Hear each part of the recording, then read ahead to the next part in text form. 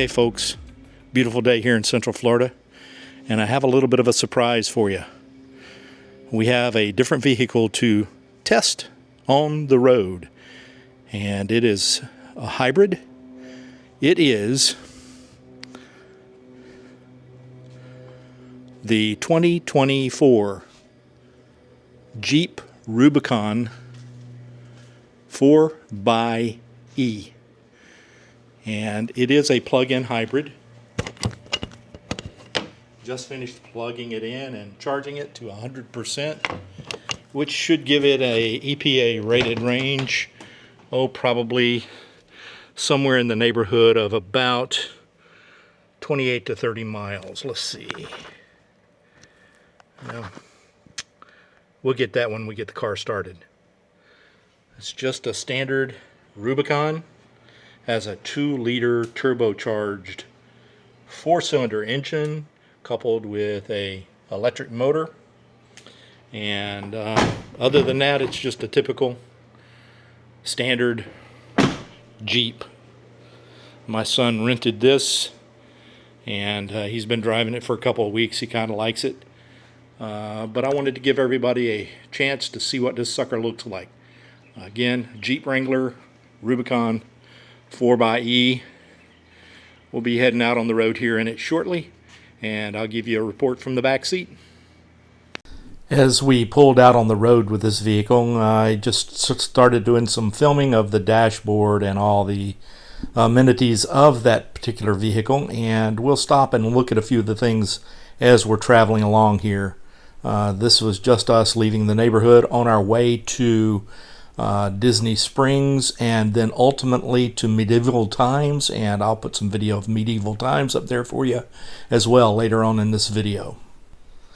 So let's take a look at the driver information center. To the left is the tachometer. You can see it's currently going down the road reading 0.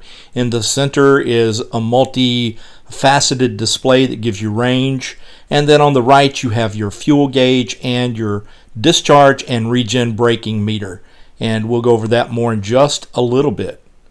As we continue down the road, we move over and we see the standard infotainment display of any Chrysler product, or should I say Stellantis product. And then we have here the air conditioning system and control at the top, along with a volume knob and a tuning knob to the right of the air conditioning system. Below that are all the gear shifts, knobs, and levers and dials and buttons and switches necessary to go to 4-wheel drive. And also the power windows up and down. Again, 2 stalks. The left stalk is the turn signal bright dim knob. Then on the dashboard is where you turn the lights on and off and dim the displays for the dashboard.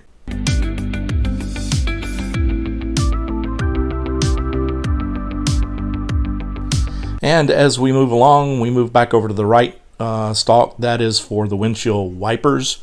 Then we take a look at the infotainment system. It is wireless Android Auto, wireless Apple CarPlay. And most of the time we kept it on Android Auto because that's what my son prefers. The steering wheel has your standard array of controls for cruise control and volume, as you would on any other vehicle, but it does not have a regen switch on the back of the steering wheel like some of your modern vehicles like Hyundai and Chevrolet have. So from our neighborhood, we rolled on down I-4. We stopped in Lake Mary to have lunch at a Thai restaurant, and then we moved on to Disney Springs for some shopping.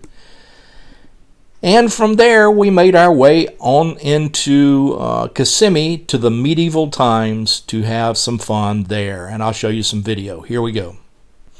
I'll only dwell a minute here on the medieval times for those of you who have never been to one. There are several around the nation that you can visit. The one here in Kissimmee is about 5 miles outside of Walt Disney World. And it's just a fun place to grab a bite to eat and watch people joust, a little bit of falconry, and a lot of stage production. Very much worth your time, and it's not much more expensive than your average meal here in the Orlando area. So now let's get back over to the Jeep.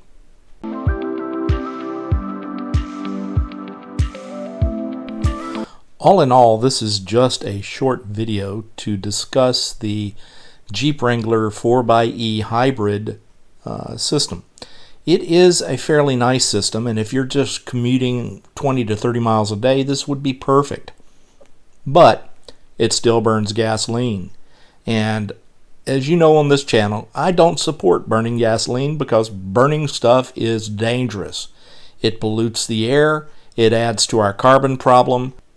The small particle matter coming from exhaust systems kills people. This is proven, this is scientifically known, and we're going to discuss that more in future videos, especially those that deal with how our government is promoting the burning of fossil fuels to the detriment of everyone, much like they promoted big tobacco up until about 1975 when people put their feet down and said no more. But that's another video for another time. While the Jeep 4xe was in electric mode, it was a pleasure to ride in. But as soon as the gas-powered part of the car kicked in, you could feel a difference. You could feel that subtle vibration. You could hear the engine noise. And it was just a little bit more disturbing. Now, keep in mind, back in 2012, I owned a Jeep Wrangler 4x4 with a 6-cylinder engine in it, and it got much worse gas mileage than this one does. This one will actually average between 18 and 20 miles per gallon if it's driven gingerly. However, it is still burning stuff. And again, I don't like burning stuff on this channel.